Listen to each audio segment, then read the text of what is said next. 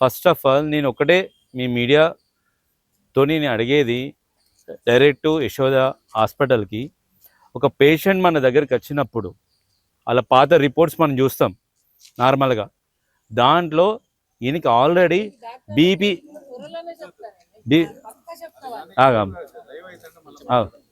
BP అనే tablet ఉన్నప్పుడు already తనకి బ్రెయిన్లో ఆల్రెడీ సమ్ పార్టికల్స్ ఇలా డ్యామేజ్ ఉన్నాయి అని మీరే రిపోర్ట్ ఇచ్చి 2025 ఏప్రిల్లో. నార్మల్గా బ్రెయిన్లో మీరు ఓవర్ థింక్ వల్ల బ్రెయిన్ నరాలు ఇలా ఉన్నాయండి, మీకు బీపీ ఫ్లక్చువేట్స్ ఉన్నాయి అని 2025 4 నెలల మీ దగ్గర చూపించినప్పుడు 2026 మార్చిలో 10వ తారీఖు మీ దగ్గరికి వచ్చినప్పుడు మేము రిపోర్ట్స్ ఇచ్చినా ఇవ్వకున్నా you have the old reports to compare this patient. So మేము డాక్టర్ని అప్రోచ్ అయినప్పుడు ఈ సర్జరీకి వెళ్ళినప్పుడు ఆ రిమైనింగ్ రిపోర్ట్స్ అని చూసి తను మీరన్నట్టు ఒక ఇంజెక్షన్తో టెస్ట్ చేయలేదు వాట్ ఇస్ వాట్ అని. నా ఫస్ట్ క్వశ్చన్, ఎందుకు చేయలేదు? అది క్యాన్సర్ గడ్డనా, లేదంటే నా హెల్త్ కండిషన్ షుగర్ ఉంది, నాకు బీపీ ఉంది, నాకు సర్జరీ చేస్తే ఆల్రెడీ నాకు ఇది నరాలేదు అనేది వీక్నెస్ ఉంది అని మీరే చెప్తున్నారు ఇప్పుడు రిపోర్ట్లో సమ్మరీలో. ఇతనికి ఆల్రెడీ ఉన్నది, అందుకే మనకి 100% వచ్చింది బ్రెయిన్ స్ట్రోక్, మాతోని రాలేదు. ఇతనికి ఆల్రెడీ ఉన్నది ఈ పేషెంట్కి అన్నప్పుడు ఆల్రెడీ ఉన్న పేషెంట్కి నువ్వు ఎందుకు ఇన్షెట్ తీసుకున్నావు? నా ఫస్ట్ క్వశ్చన్, నువ్వు ఎందుకు స్టెప్ తీసుకున్నావు? అండ్ సెకండ్ టైం బీపీ నీ కళ్ళ ముంగట 220 వచ్చినప్పుడు నువ్వు రిటర్న్ జనరల్ వాడికి పంపిన వ్యక్తిని 2-3 డేస్ మానిటర్ అయినా చెయ్యకుండా ఏ కాన్ఫిడెన్స్తోని నువ్వు సెకండ్ డే సర్జరీకి నువ్వు పోయినావు. ఓకే, నువ్వు నరాల డాక్టర్ని దగ్గర నేను తీసుకున్నాను ఫీడ్బ్యాక్ 100 ఇస్తే ఇట్స్ ఎ మాన్యువల్ థింగ్. మాన్యువల్గా ఒక పర్సన్ని నీ స్ట్రాంగ్గా పట్టుకున్నప్పుడు స్ట్రాంగ్గా ఉంటాడు, బట్ బ్రెయిన్తోనే ఉండాలి. ఇక్కడ మనకి వచ్చింది brain stroke, not a heart stroke or not a anything. So మీరు బ్రెయిన్ సిటీ స్కాన్ ఎందుకు తీయలేదు సార్ అంటే, నాకు అతను చూస్తే ఈజ్ ఓకే ఫిట్ అని నాకు అనిపించింది. I have 20 years experience in neurologist. నా అతను చూస్తే ఈజ్ ఎ ఫిట్ అని మీరు సర్టిఫికేట్ ఎలా ఇస్తారు? ఒక మనిషిని చూసినాక ఎలా ఇస్తారు? మనకు సిటీ స్కాన్ ఎందుకు? అండ్ సెకండ్ పాయింట్, మీరు సిటీ స్కాన్ తీయలేదు. అండ్ థర్డ్ పాయింట్, మీరు సర్జరీ చేసిన వ్యక్తిని ఐసీయూకి ఎందుకు షిఫ్ట్ చేయలే? ఫస్ట్ ఈ థర్డ్ పాయింట్ ఏంటంటే, సరే అతను నీడలు లేదు, తను మేల్కతోనూ వచ్చిండు అన్నారు. నేను ఆ రోజు మా నాన్నని నేను ఆ రక్త మడుగులో నేను చూడకుంటే it's not my responsibility see that patient, it's a nurse or doctor. నేను తడిగుడ్డేసుకొని పడుకుంటా, డబ్బులు కట్టినా, ఇట్స్ ఏ ప్రైవేట్ కంపెనీ. మీరు ఎందుకు చూడలే? మీరు నేను ఐడెంటిఫై చేయాలా? మీకు బ్లడ్ వస్తుందని నేను చేయాలా? ఇది మీ మిస్టేక్ కాదా? మీరు బ్లడ్ బీపీ ఉన్నప్పుడు సర్జరీ చేసారు, అది ఏ బేసిడ్ మీద చేసావంటే ఈసీజీ చూసుకున్న నరాల డాక్టర్ సర్టిఫికేట్ ఇచ్చిండు, న్యూరాలజిస్ట్ ఇచ్చిండు అన్నాడు. న్యూరాలజిస్ట్ సిటీ స్కాన్ తీయకుండా ఎట్లా ఇస్తాడు certificate? Okay eligible for surgery అని. నువ్వు ఎట్లా ఐసీయూలో పంపకుండా డైరెక్ట్ జనరల్ వార్డుకి పంపుతావు? అది 9th floorలో ఉన్నది. 9th floor నుంచి అంత రక్త మడుగులో ఉన్న వ్యక్తి 4th floorకి రావాలంటే ఎంత టైం పడుతుంది? ఓటీజీ క్లియరెన్స్ ఎంత ఉండాలి? మళ్ళీ ఆ ఓటీజీలో ఇదివరకు పేషెంట్స్ ఉంటారు, అది క్లియర్ అయినాక ఈ పేషెంట్ని సర్జరీ చేయాలి. సరే, ఈ పేషెంట్ మళ్ళీ సర్జరీ చేసినప్పుడు అనస్థిషియా డాక్టర్ని ఒకటే అడిగిన, మీరు ఎంత ఫస్ట్ డోస్ వేసారు, లోకల్ అనస్థిషియా మీరు ఎంత వేసారు అంటే వాళ్ళు నాకు చెప్పింది, సార్ మేము లోకల్ 100 mg వేసినాం. ఎప్పుడు రికవరీ కావచ్చు అంటే 95% రికవరీ అవుతారు. అంటే మెల్కోగా వస్తారు, ఒక 5% ఓ 2-3 డేస్కి వస్తారు సార్, ఎందుకంటే ఇతనికి షుగర్ ఉంది, బీపీ ఉంది అని చెప్పారు అనమాట. అంటే మీరే 2-3 డేస్ అని చెప్పారు ఫస్ట్ డోస్ ఆఫ్ అనస్థిషియాకి. And second dose of within 2 hours you given again. ఎందుకు లోకల్ అనస్థిషియా ఇచ్చినావు? ఇప్పు కిందికి వెళ్ళి మనం ఇవ్వచ్చు, నడుముకి ఇవ్వచ్చు, కిందికి ప్యారలైజ్ అయిపోతాడు, ఎందుకు ఇస్తాడు sir? It will come again brain stroke. అందుకే మేము లోకల్ అనస్థిషియా ఇచ్చినాం. అంటే ఈ టైం ఫ్రేమ్ గ్యాప్లో మరి మీరు చూసుకొని ఇచ్చారా, ఎలా ఇచ్చారంటే క్యాలిక్యులేట్గానే మేము ఇచ్చినామని మీరు అన్నారు. నేను అడుగుతున్నా మీ మీడియా పరంగా, మీరు సెకండ్ అనస్థిషియా ఎందుకు ఇచ్చారో అని నేను అడిగితే అనస్థిషియా డాక్టర్ ఒకటే అన్నాడు నాతోని, ఇట్స్ అన్బేరబుల్ పెయిన్. మనకు కాల్చినప్పుడు ఎంత పెయిన్ ఉంటుందో దానికి 10 రెట్ల పెయిన్ తను ఫీల్ అవుతాడు. సో అదే అట్లున్నది కాబట్టి సార్ నేను ఇచ్చిన జనరల్ అనస్థిషియా అంత డోస్ బాడీకి ఇచ్చేసిన అని అంటే, అంత ఇంపాక్ట్ ఎందుకు అవుతుంది? ఫస్ట్ సర్జరీకి ఫెయిల్ అయితేనే కదా సెకండ్ సర్జరీకి ఒక 100 రెట్లు నువ్వు 10 రెట్లు కాల్చే అంత ఇంపాక్ట్ అవుతుంది కదా. అంటే అప్పుడు నువ్వు అనస్థిషియా చేయకుండా అతని కార్డియో అరెస్ట్ అవుతుంది. నువ్వు అనస్థిషియా ఇస్తే ఆక్సిజన్ బ్రెయిన్కి పోదు. ఇట్స్ ఎ మినిమం నాలెడ్జ్ మనకున్నది. అంటే మీ నోటితోనే మీరే చెప్పారు. ఫస్ట్ సర్జరీ ఫెయిల్ అయింది కాబట్టి అన్బేరబుల్ పెయిన్ ఉంటుంది కాబట్టి నేను అనస్థిషియా ఇచ్చిన, దానికి ఇతనికి ఇలా జరిగిందని మీరే చెప్పారు. సరే, ఈ 2 సెంటెన్స్ తీసేస్తే ఐసీయూకి మీరు ఎందుకు షిఫ్ట్ చేశారంటే సిల్లీ రీజన్ సార్. వాళ్ళు చెప్పింది మీరు వాళ్ళ సీసీ ఫుటేజ్ చూడండి. 9 అయిందని మేము ఐసీయూకి షిఫ్ట్ చేసినాం. పేషెంట్ కండిషన్ కాదు, 9. సో జనరల్ వార్డ్లో డాక్టర్స్ ఉండరు, నర్సెస్ ఉంటారు. సో 9 అయిందని మేము షిఫ్ట్ చేసినాం. ఇదా ఆన్సర్? అండ్ ప్రీవియస్లీ వాళ్ళ దగ్గర ఉన్న నేను గుడ్ ఫీడ్బ్యాక్ నేను వెళ్ళిన, కానీ కమర్షియల్గా సార్ మేము స్కానింగ్ తీస్తే 20,000 అవుతుంది, 30,000 అవుతుంది. మా న్యూరోపతి డాక్టర్ అంటాడు ఎందుకు తీయలేదు సార్ అంటే ఆ సీసీ ఫుటేజ్లో ఉంటుంది వాళ్ళ కాన్ఫరెన్స్ రూమ్లో, 20,000 30,000 అవుతాయి సార్, అందుకే మేము తీయలే. ఐసీయూకి ఎందుకు షిఫ్ట్ చేయలేదు సార్ అంటే ₹1,00,000 అవుతాయి సార్ ఐసీయూకి, అందుకే మేము నార్మల్ పీపుల్ ఆఫర్ చేయరని మేము పెట్టలే. నేను నచ్చింది దేని మీద వచ్చిన, భద్రత దాని మీద వచ్చిన, అంటే ఒక ఇన్సూరెన్స్ కంపెనీ మీద వచ్చిన. నీకు చెప్పినా నీకు వచ్చి నాకు నీ ఫైనాన్షియల్గా వీక్ ఉన్నా అని, నువ్వు అది చూడకుండా 1,00,000 అవుతుంది 20,000 అవుతుంది నాకు ఇప్పుడు నువ్వు ఎట్లా కన్వీనియంట్గా ఎందుకు చెప్తున్నావు? సేఫ్టీ ఏది ఇప్పుడు యశోదకి సేఫ్టీ ఏది? ఒక వస్తే 5% అని నేను రాసిన, సిగ్నేచర్కి రాసిన, ఒక సర్జరీ అయినప్పుడు 5% రిస్క్ ఉంటుంది అని నేను సిగ్నేచర్ వేసిన. కానీ 5% డెత్ ఉంటుందా సార్? మీరు ఓపీలో అది ఇంక్లూడ్ చేయాలి. 5% డెత్ ఉంటుంది అంటే ఎవడొస్తాడు ఓపీకి? ఇప్పుడు నేను అడుగుతున్నా మీ మీడియా పరంగా 5% ఉంది కదా సార్, మీరు మమ్మల్ని అంటున్నారు వీ కెన్ లీగలీ మీకు వస్తామంటే నీ బ్లడ్ నేను ఎందుకు చూస్తా? నేను ఎందుకు చూడాలి? నీ నర్సు చూసిందా, డాక్టర్ చూసిందా? 9th ఫ్లోర్ నుంచి 4th ఫ్లోర్కి వచ్చిన వ్యక్తి ఎంత బీపీ డౌన్ అవుతుంది, ఎంత బ్లడ్ లాస్ అవుతుంది, 1 point. And second point is నువ్వు బీపీని చూడకుండా ఆపరేషన్ చేసినావు అంటే ఫ్లక్చువేట్స్ అవుతున్నాయి సెకండ్ దాంట్లో అని, అంటే నీ మెయిన్ కాన్సన్ట్రేట్ బ్లడ్ ఆపాలి. కానీ బీపీ అనేది ఎంత ఉన్నది సెకండ్ ఆపరేషన్లో? బీపీ అనేది ఎంత ఉన్నది? లో బీపీ ఉందా, హై బీపీ ఉందా? అండ్ అనస్థిషియా డాక్టర్ అంటాడు సెకండ్ సర్జరీ అయిపోయినాక మీ నాన్న నాతో మాట్లాడిండు నాకు ఆ సీసీ ఫుటేజ్ కావాలి అంటే నీతో మాట్లాడతాడు, మా నాన్న నాతో మాట్లాడా? ఇదొకటి. And brain come back to brain third surgery అంటే ఒక మనిషికి 3 అనస్థిషియాలు ఒక డే, ఒక 1.5 డేలా మీరు 3 అనస్థిషియాలు ఇచ్చారు. మాకు చెప్పిన అనస్థిషియా డాక్టర్ 2 డేస్కి మీ డాడీ మెలకువకి వస్తాడు ఫస్ట్ డోస్కే అంటే, సెకండ్ డోస్కి ఇక్కడ సర్జరీ అయింది పిల్విన్కి బ్లడ్ ఆగడానికి, థర్డ్ మళ్ళీ నెక్స్ట్ డేనే బ్రెయిన్ సర్జరీ చేసేసారు. అనస్థిషియా ఇయ్యంది అయితే చేయరు. మరి అతను ఎలా వస్తాడు సార్ మీరే చెప్పండి. మీ మీడియా పరంగా నేను అడుగుతా, 3 సార్లు అనస్థిషియా ఇచ్చిన ఒక 2 డేస్లో వ్యక్తి బయటకు వస్తాడా? కోమా నుంచి రాడు. అంత బ్లడ్ లాస్ అయింది. 10 ml 15 ml అంటే మీరు బెడ్షీట్ బట్టి పిండలేడా, స్ప్రెడ్ అయిందాడా? ఒక 2-3 నిమిషాలకి అంత స్ప్రెడ్ అయినప్పుడు 9వ ఫ్లోర్ నుంచి 4వ ఫ్లోర్ పోవడానికి ఎంత కావాలి? 4వ ఫ్లోర్లో ఓటీజీ క్లియర్ అయినప్పుడు ఎంత కావాలి? నేను చూసినప్పుడు బీపీ అనేది డౌన్ అయిపోతుంది, మీరేమో బీపీ ఉన్నదంటారు. ఇప్పుడు నేను యశోదని ఒక్కడే అడుగుతున్నా, యూ హ్యావ్ ద ఆన్లైన్, మీకు ఆన్లైన్లో చూసి మీకు సిస్టంలో జనరేట్ అయిన బీపీ ఉందా, లేదంటే మీరు మాన్యువల్గా రాసిన బీపీ ఉందా? ఇప్పుడు బీపీ మిషన్లో ఎంత ఉంటే గంటకు మీరు రాసుకుంటారు, అదే మీరు నాకు చెప్తారు డిడ్ ఐ సీ దట్, అది రుజువు, అవును ఇది కరెక్టే అని మీరు నాకు చెప్పడానికి మీ సిస్టంలో నా నేమ్ మీద స్టోర్ అయ్యి ఏమైనా ఉందా? Record on the record in online ఉందా? ఇది మాన్యువల్ ఉంది, ఆ మాన్యువల్లో మీరు ఎలా రాసుకుంటే అలానే ఉంటుంది. సో నాకు యశోద అనేది ఈ 4 పాయింట్స్ నాకు క్లియర్ చేయాలి. మీడియా పరంగా ఒక్కడే అడుగుతున్నా, మీరు బీపీ ఉన్నప్పుడు 220 బీపీ ఉన్నప్పుడు నెక్స్ట్ డేనే ఎందుకు చేసారు? అంటే మీకు ఎవరైనా డబ్బులు ఇచ్చి మా నాన్నని చంపమన్నారా, మర్డర్ ఏమన్నారా? హాస్పిటల్ అయితే ఇతనికి కేసు గీసు ఏముండదు మనకి అని మీకు మీకు ఎంతంటే అంత మన్నించి ఈ ప్రభుత్వం కావచ్చు మాజీ ప్రభుత్వం కావచ్చు మీకు పైసలు ఇచ్చి మర్డర్ చేయించిందా? ఎందుకు చేసారు నెక్స్ట్ డేనే సర్జరీ? ఎలాంటి ప్రికాషన్ లేకుండా.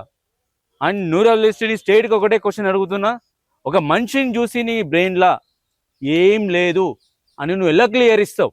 దానికి నీకు సిటీ స్కాన్ ల్యాబులు ఎందుకు? అసలు ఎందుకు నీకు ల్యాబులు? తర్వాత బ్రెయిన్ సర్జరీ అయినప్పుడు డైలీ నువ్వు సిటీ స్కాన్ చూసుకుంటా నువ్వు ట్రీట్మెంట్ ఎందుకు ఇచ్చినావు? అప్పుడు కూడా సిటీ స్కాన్ చూడకుండా నువ్వు ట్రీట్మెంట్ ఇవ్వాలి, పేషెంట్ చూసేయాలి. నువ్వు సిటీ స్కాన్ ఎందుకు చూసినావు అని ఇంకోటి అడుగుతున్నా నేను. హిప్కి సర్జరీ అయిన వ్యక్తికి నువ్వు బ్లడ్ థిన్నర్స్ నువ్వు ఇవ్వవు. ఎందుకు ఇవ్వవు? బ్రెయిన్లో స్ట్రోక్ వచ్చినాక నువ్వు బ్లడ్ థిన్నర్స్ ఇస్తే ఇక్కడ లీకేజ్ అవుతుంది. అది తెలిసిన నువ్వు మరి బ్రెయిన్ ఓపెన్ చేసినావు, బ్రెయిన్ స్కల్ ఓపెన్ చేసినావు. నువ్వు ఎడిమ తగ్గడానికి నువ్వు ఇస్తున్నావు తప్ప బ్రెయిన్ని కంట్రోల్ చేయడానికి బ్లడ్ థిన్నర్స్ ఏడిస్తావు. అగైన్ ఇక్కడ బ్లీడింగ్ ఇక్కడ స్టాప్ అయిపోయింది, ఇక్కడ నెక్స్ట్ వస్తుంది. అది నువ్వే చెప్తున్నావు. అంటే చేతులారా మీ మనిషికి ఇట్లా చచ్చిపోతాడు అని నువ్వు చెప్తున్నావు. దానికోసం అని నచ్చింది నీ దగ్గరికి. హై క్వాలిటీ ట్రీట్మెంట్ ఉందని వచ్చిన, నీ దగ్గర టెక్నికల్గా స్ట్రాంగ్ ఉన్నామని వచ్చిన నేను. కానీ టెక్నికల్గా జీరో అని ప్రూవ్ చేసుకున్నావు. నాకు ఆ ల్యాబ్ రిపోర్ట్ కావాలి. సిటీ ఏదైతే ఉందో బ్రెయిన్ మీరు సర్టిఫికేట్ ఇచ్చి సర్జరీ చేసినాం అని అంటుర్రో అది సిటీ స్కాన్ నాకు కావాలి. అండ్ ఇంకోటి చెప్తున్నా మీకు, ఈ ఏదైతే సీసీ ఫుటేజీలు ఉన్నాయో ఆపరేషన్లో థియేటర్లతో సహా నాకు కావాలి. లేదంటావా మీరు ఏదంటే దానికి మేము రెడీగానే ఉంటాం. ఎంత దూరం పోవడానికైనా రెడీగానే ఉంటాం.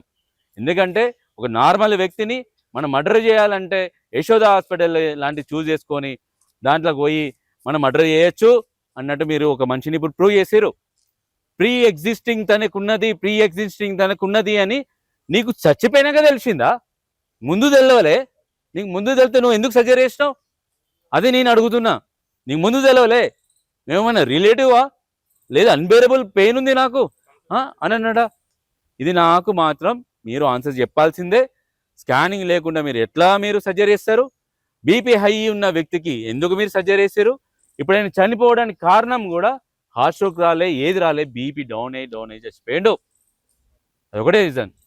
గుడ్ ఈవినింగ్ అండి. మేము కరీంనగర్ మా సొంత నేటివ్. మా ఫాదర్ నేమ్ వచ్చేసి రాజసాంబయ్య. తను ఒక police department, he serving as a RSI in Siddipet. Problem ఏమొచ్చిందంటే మా ఫాదర్కి ఒక 15 years బ్యాక్ నుంచి ఒక చిన్న గ్లూట్ ఏరియాలో ఒక చిన్న గడ్డ ఉంది.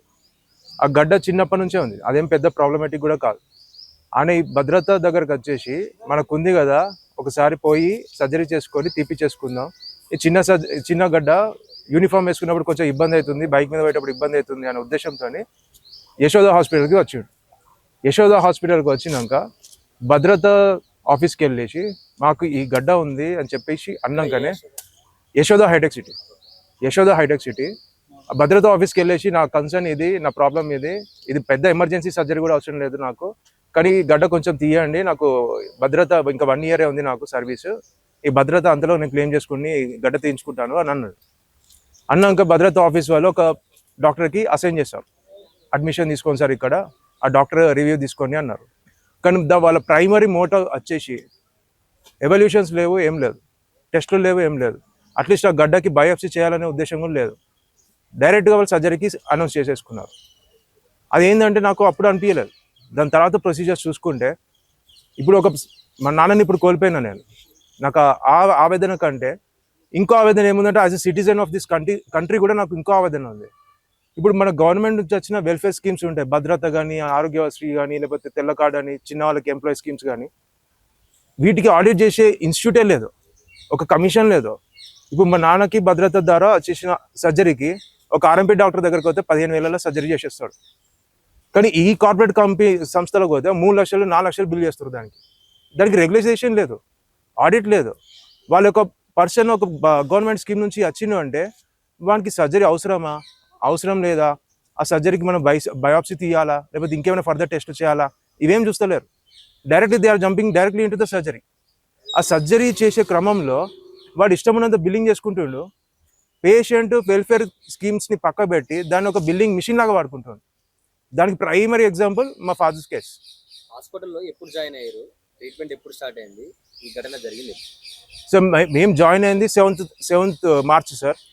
7th March రోజు జాయిన్ అయితే మాకు అడ్మిషన్ ఆ రోజే వచ్చినాక ఒక సిరీస్ ఆఫ్ ఈవెంట్స్ తర్వాత మాకు 10th day రోజు సర్జరీ స్టార్ట్ చేస్తాం. ఆ సర్జరీ కంటే ముందు 9వ తారీఖు ఒక సర్జరీ క్యాన్సిల్ అయిపోయింది. ఎందుకంటే ఆయనకి బీపీ 210 ఉంది. ఆ 210 బీపీ ఉన్నప్పుడు అనెస్థీషియా ఇస్తే ఆయనకి బ్రెయిన్ స్ట్రోక్ వచ్చే అవకాశం ఉందని అనెస్థీషియా డాక్టర్ ఫస్టే చెప్పారు. అంటే అక్కడ ఒక రెడ్ ఫ్లాగ్. ఆయనని మళ్ళీ ఐసీయూకి వాడికి పంపించి ఇంకో వారం రోజులు 10 రోజులు బీపీ మెడికేషన్ వేసుకొని నువ్వు రా అని చెప్పేసి గైడ్ చేయొచ్చు.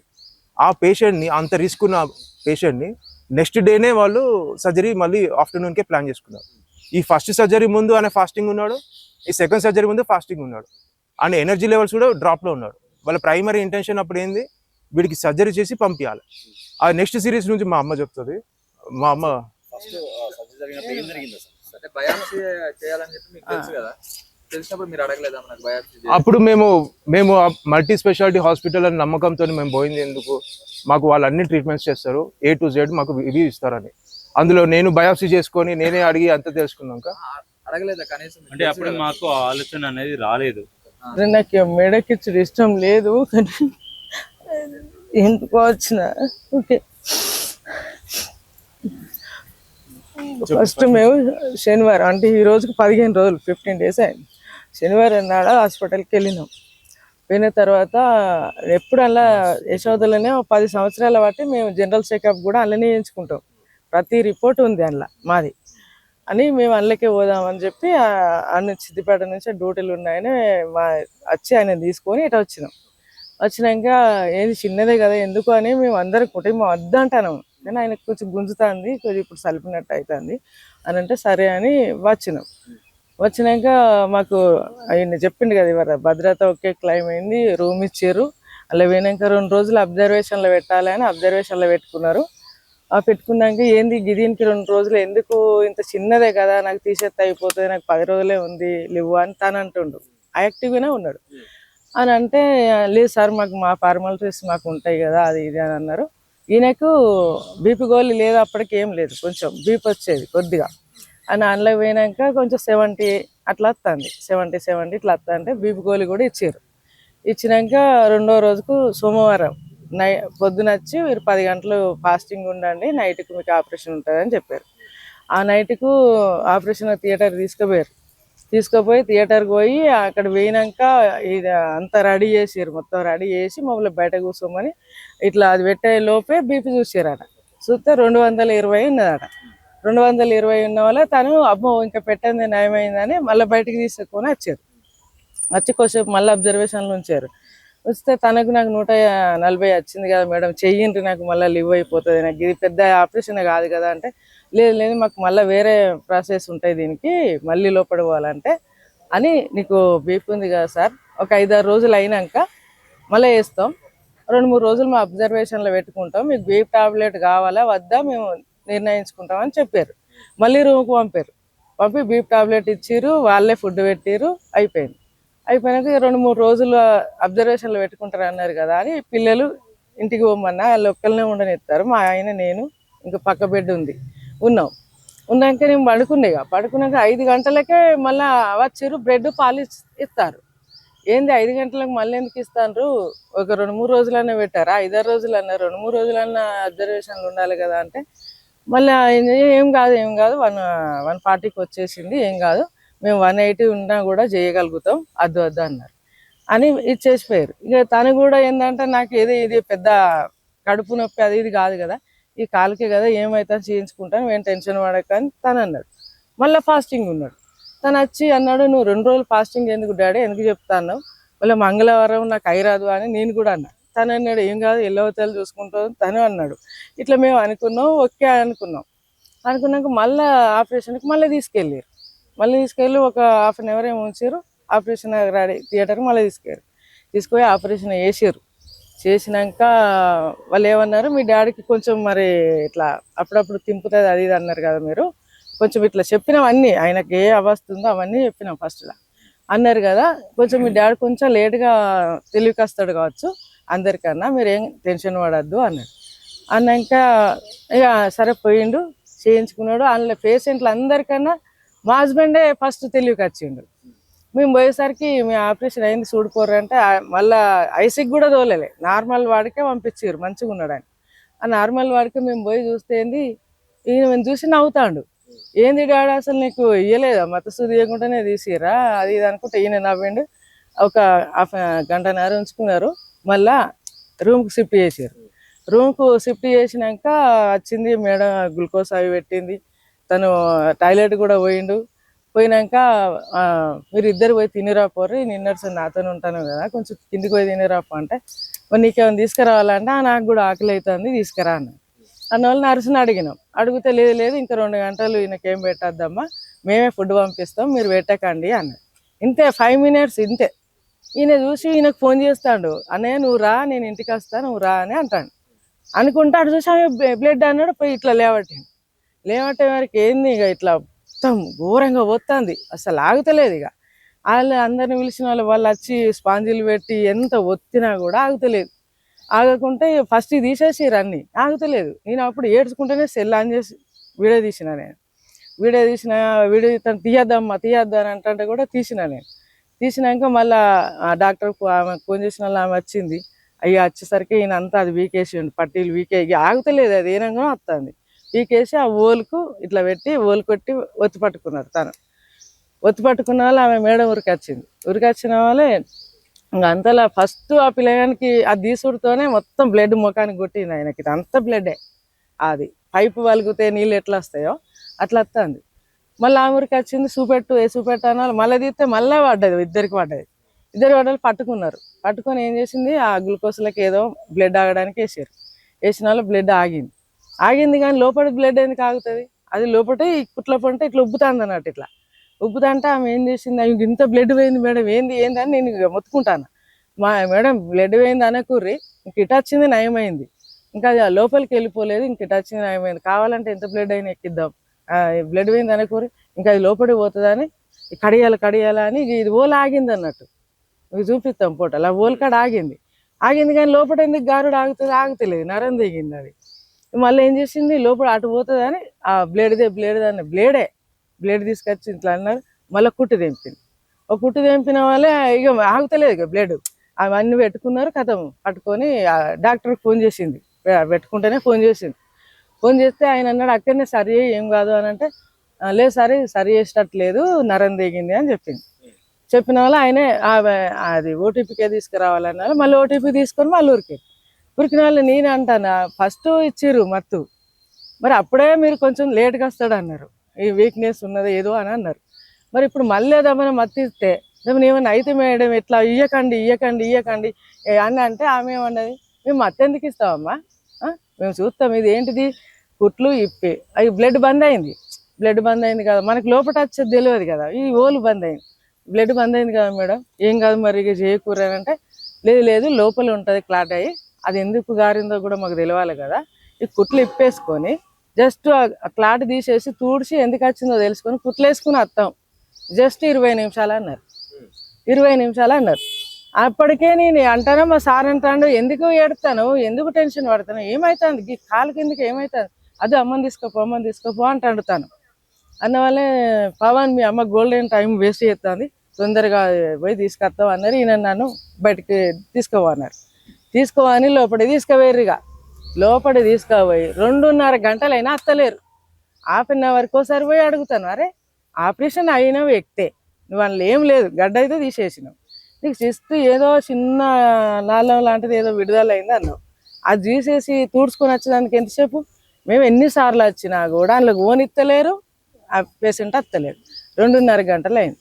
2.5 గంటలకు మేడం వచ్చి చీకటి అయిపోయింది. ఇక మేడం వచ్చి నిన్నతోనంటుంది, పవన్ ఆపరేషన్ అయిపోయింది అని అంటే, మరి మేడం ఏంటిది అది అని అంటే, ఏం లేదు చిన్న నాళం అనేది ఒకటి లీక్ అయింది, దాన్ని పూర్తి చేసినాం మళ్ళీ పెట్టేసినాం అయిపోయింది అన్న వాళ్ళే.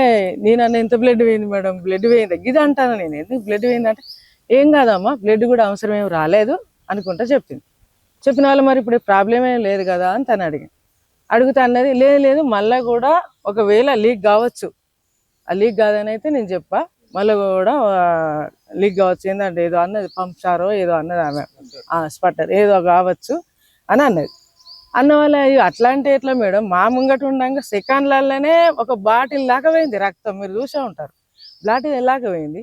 నువ్వు ఐసీ ఇప్పుడు ఫస్ట్ ఆపరేషన్కి ఐసీకి పంపలే వాళ్ళు, జస్ట్ కుట్లు దూడ్చుకొచ్చి దానికి 2 గంటలన్నర చేసి నువ్వు ఐసీకి ఎందుకు తోలినావు మేడం, ఫస్ట్ దానికి తోలలే, నువ్వు సెకండ్ జస్ట్ తూడ్చుకొచ్చేదానికి ఐసీకి ఎందుకు తోలేరు, 2 గంటలన్నర ఆపరేషన్ ఏం జరిగింది అంటే, లేదు మేము కొంచెం అది ఇది చేసుకునే వరకు అట్లా అవుతుంది ఇది అదే ఏదో అన్నది ఆమె వెళ్ళిపోయింది. వెళ్ళిపోయి ఐసీకి పోయినాం మేము. ఐసీకి పోయి పేషెంట్ దగ్గరికి తీసుకుపోయారు. ఫస్ట్ ఆపరేషన్కు మంచిగా నవ్వుకుంటున్నా ఆయనే. ఈ సెకండ్ ఆపరేషన్కు మేము పోయేసరికి ఈ కాలు ఇగ్గుతాండి ఇటు ఇటు, ఈ కాలు ఈ చెయ్యి ఇగ్గుతలేడు, ఇట్లా ఇట్లా అంటాడు. ఏమో చెప్పడానికి వస్తాడు కానీ ఇక నోరు లేదు ఆయనకు. కళ్ళు ఇక మూతే, కళ్ళు తెరిచిందే లేదు, మమ్మల్ని చూసింది. ఏంది డాక్టర్ ఎందుకు ఇట్లా అయింది అని అంటే, లేదమ్మా కొంచెం మత్తు పోయినాక వస్తుంది అంటే, మేమేమనుకున్నాం 2 సార్లు ఇచ్చారు కదా, 2 గంటల తర్వాతనే మళ్ళీ ఇచ్చారు, అది కొంచెం లేటుగా వస్తాడు కావచ్చు అని అనుకున్నాం. ఒకటే కౌన్సిలింగ్ పెట్టిండు ఐసీ డాక్టర్, కౌన్సిలింగ్లో కూర్చుండబెట్టిండు. కూర్చుండబెడితే నేను ఒక్కటే రిక్వెస్ట్ చేసిన, సార్ పని ఉండంగానే సెకండ్లలో అంత బ్లడ్ పోయింది, ఆ డాక్టర్ చెట్టే తడిచిపోయింది. మరి మీరు 5 నిమిషాలకు చూస్తారో 10 నిమిషాలకు చూస్తారో ఐసీలో ఉన్న ఆమె మళ్ళీ అవుతుందా దెబ్బన కావచ్చు అంది. అంటే కావచ్చు అని తను కూడా చెప్పిండు, ఇవాళ ఐసీ డాక్టర్ చెప్తే మరి కావచ్చు అన్నప్పుడు మరి మేము ఉంటాం సార్, ఇవాళ ఒక్కళ్ళం ఉంటాం, మేము పేషెంట్తోనే ఉండి చూసుకుంటూ ఉంటాం. మీరు 10 నిమిషాలకు 5 నిమిషాలు చూసినా మొత్తం బ్లడ్ పోతుంది, తర్వాత చూస్తే లాభం ఏంటంటే, లేదమ్మా అట్లా ఉండనియ్యరు అన్నాడు. మేము కనీసం అరగంటకు ఒకసారన్నా చూస్తాం అది ఇది అంటే, 2 గంటలకు ఒకసారి చూసుకోరని పర్మిషన్ ఇచ్చాడు. ఇచ్చి మేము బయటకు వచ్చినాం. ఇక మీరు ఓరు అన్నాళ్ళు బయటకి ఇటు మేము వచ్చినాం, ఆయనేమో ఐసీలోకి పోయింది. వెంటనే మళ్ళీ సాంబయ్య వాళ్ళ అటెండర్ని పిలువురు అన్నాడు. ఇటు వెళ్ళినావు మళ్ళీ వెనకకు పోయినాం. పోయి ఏంటిది ఏమైనా మర్చిపోయిందా ఏంటిది అని చెప్తే, మీ పేషెంటు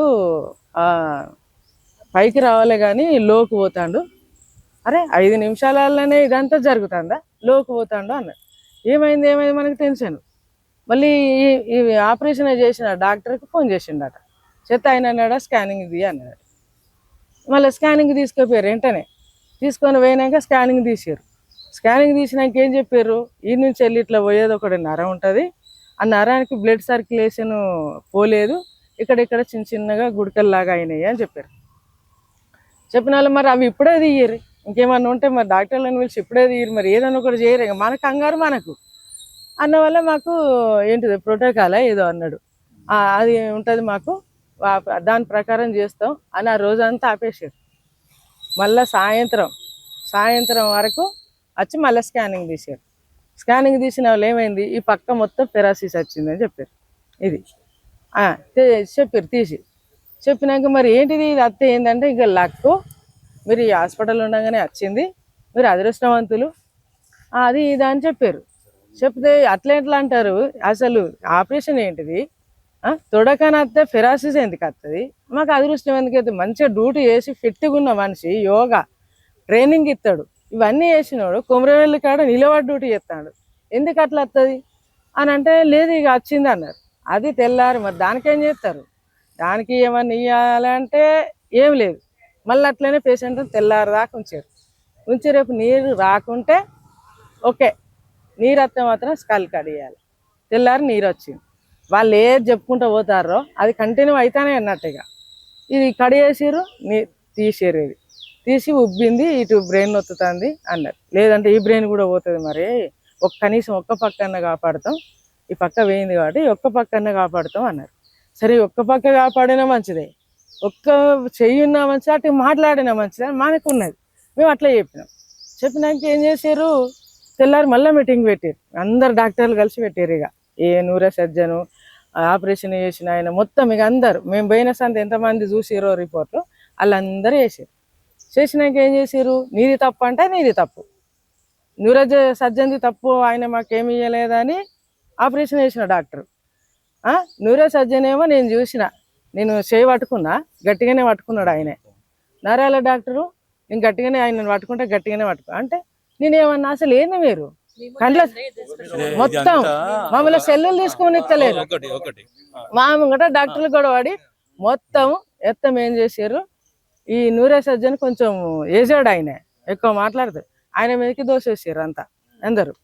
దోసేస్తే నేనన్నా ఒకటే అన్న, అసలు మీరు చేతులు పట్టుకొని వైద్యాలు చేస్తారా, లేకపోతే కండ్లతో చూసి చేస్తారా? న్యూరో సర్జన్ వస్తాడు, పేషెంట్ దాకా రాకుండానే నేను న్యూరో సర్జన్ అని వెనక చేతులు పెట్టుకున్నాడు, వచ్చిండు వెళ్ళిపోయిండు. నరాల డాక్టర్ 2 గంటలు చేసిండు ఆయన టెస్ట్, 2 గంటలు చేసిండు, ఈడ ఓడిచిండు అన్ని చూసిండు, ఈట అన్నాడు మంచిగానే ఉన్నావు, ఎపిసోడ్ చెప్పినట్టు చెప్పారు కానీ ఈయన బాగానే ఉన్నాడు అని వేయండి. ఇదంతా చేశారు. అది ఒకళ్ళ మీద ఒకళ్ళు దెబ్బకుంటా అంటే మేము అసలు ఏంది ఇప్పుడు పేషెంట్ తప్ప డాక్టర్లే తప్ప మరి మేమే వచ్చి చేసుకున్నాం. మరి మా పాత రిపోర్ట్లు కూడా ఉన్నాయి, కొత్త వాళ్ళం కాదు. పాత రిపోర్ట్లు అని పెట్టినాడు, అందులో ఏమేమి ఉన్నాయి, నాకు షుగర్ ఉందా, బీఫ్ ఉందా, థైరాయిడ్ ఉందా, లేకుంటే ఇక్కడ ప్రాబ్లం ఉన్నదా, ఏమున్నా వాళ్ళు కదా చూసుకోవాల్సింది. అట్లా నెట్టేసారు. సరే ఇప్పటికి అయిపోయింది. నేను మీ దగ్గరకు వచ్చిన, మంచిగా ఉన్నోడిని వచ్చినాం మేము, నన్ను తీసుకొచ్చింది. ఇప్పుడు నాకు ఎట్లా ఇస్తారు చెప్పు, కనీసం ఎట్లా ఇస్తారు అని అంటే, అమ్మ ఒక పక్క వేయింది, ఇంకేం చేయలేము దాన్ని, కనీసం ఒక పక్కనన్నా మేము నడిచేటట్టు చేసి ఇస్తాము అని అన్నారు. తెల్లారి మళ్ళీ ఈ బ్రెయిన్ తీసిర్రా, ఈ ఉబ్బు తగ్గింది, ఈ బ్రెయిన్ ఇటు పోయింది, కొంచెం ఇటు వచ్చింది, దీన్ని సెట్ చేద్దాం అన్నారు. మళ్ళీ తెల్లారి స్కానింగ్, రోజు ఇక 24 hours ఒక స్కానింగ్. మళ్ళీ స్కానింగ్ తీసి అన్నారు, ఈ బ్రెయిన్ కూడా డ్యామేజ్ అవుతుంది అన్నారు. అంటే డ్యామేజ్ ఇది అయితే 70% వేయింది అన్నారు. ఇక ఎంత ఉన్నది, 1/2% ఉన్నది.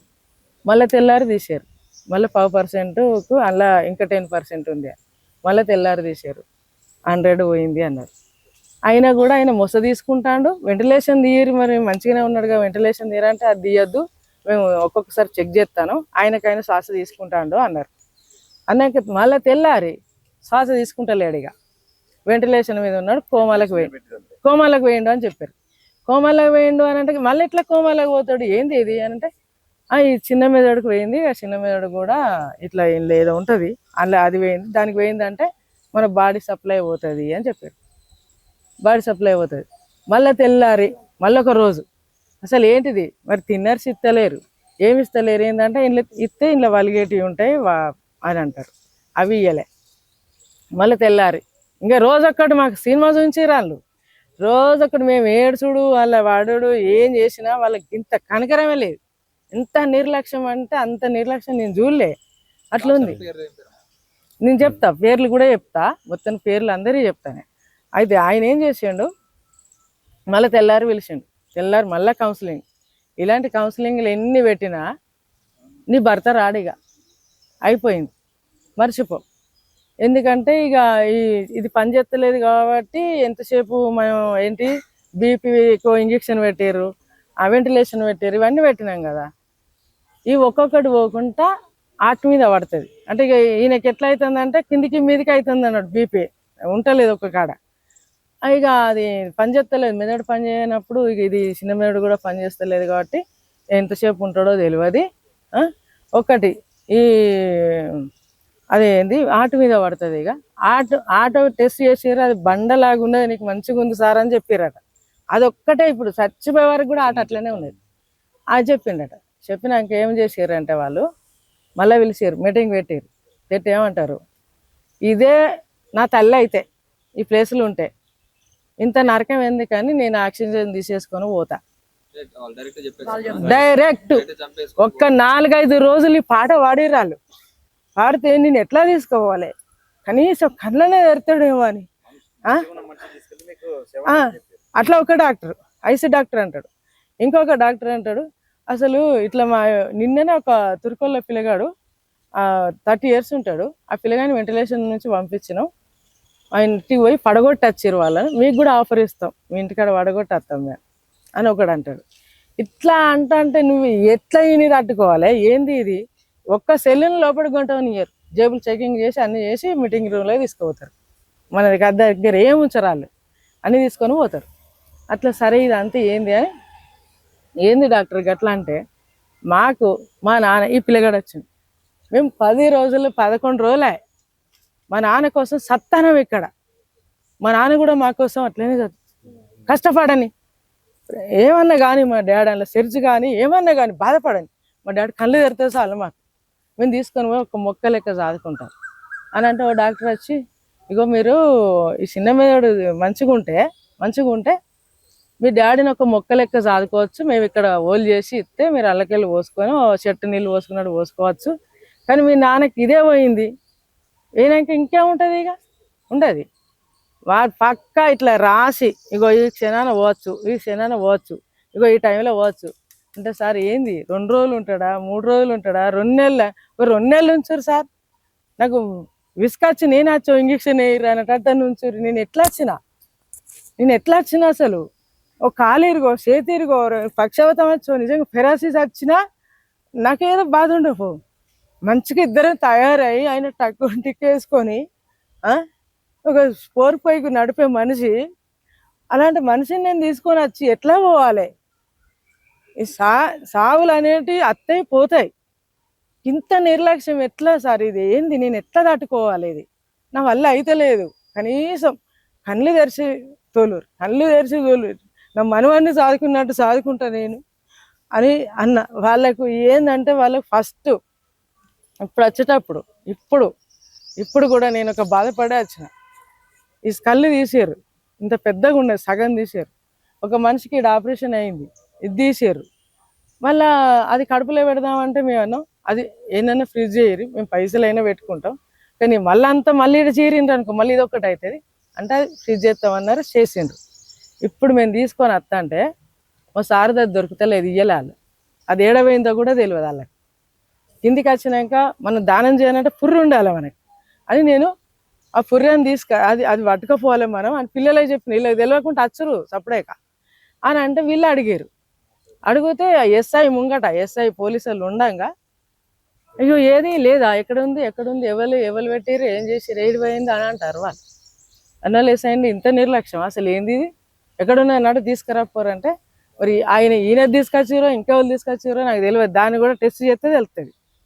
లాస్ట్కు అనంగా ఎంకులాడి లాస్ట్కు అయితే ఇంట్లో పెట్టినాం, ఇంట్లో పెట్టి ఆయనకు ఆపరేషన్లో కుట్టేసినాం అని చెప్పారట. వీళ్ళకి చెప్తే వీళ్ళు ఇప్పిరట అన్న బట్టలు, ఇప్పలేదు. మళ్ళీ తీసుకొని వచ్చి అలా పెట్టి ఇప్పుడు పంపారు. ఎంత నిర్లక్ష్యం అది అంటే! వాళ్ళు ఎన్నడూ చంపారు అనుకోవాలి నేను. ఆపరేషన్ చేసిన రోజే ఇవాటికి 9 గురువారం నాడే ఆయనకు సర్టిఫికేట్ ఇచ్చారు వాళ్ళు, ఈయన చనిపోతాడు అని.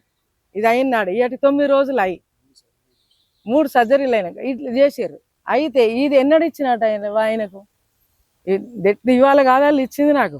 మమ్మల్ని తీసుకోపోమ్మని అంటారు, మా అమ్మ అయితే పోతా, మా అయ్య అయితే పోతా అనేది నాకు ఇప్పుడు అర్థమవుతుంది. వాళ్ళు ఎప్పుడో ఇచ్చారు. అది వాళ్ళు ఏం చేయాలి, ఇవి ఎన్ని ఆపరేషన్లు ఫస్ట్ వేయండు, లో బీపీ అని వచ్చిండు, ఐబీపీ అని పంపారు. అది అడిగిన నేను, ఐబీపీ వచ్చినప్పుడు ఎన్ని రోజులకు ఒక మనిషికి ఆపరేషన్ చేయాలి?